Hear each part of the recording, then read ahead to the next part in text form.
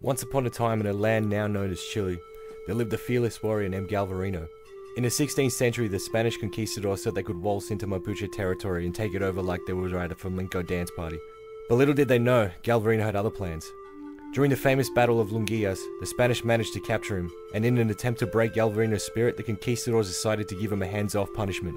So they chopped off his hands, making the dead arm gang into an extreme sport. But Galvarino was no quitter. He decided to call an ambulance. But not for him. Galvarino came up with a brilliant idea. He attached knives to his stumps. He turned his arms into a pair of cutlery sets, ready to serve up a piping hot dish of justice and go fully Uno reverse on his punishment. And obviously, anyone with two knives is quite happy, so we know this already. I gotta tell you, this is pretty terrific.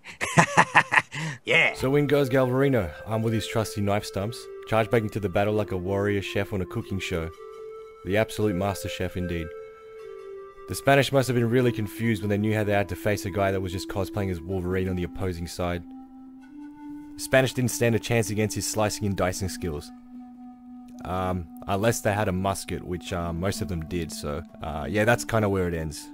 For him anyway, but in the end, Galvarino's spirit and general chat energy prevailed.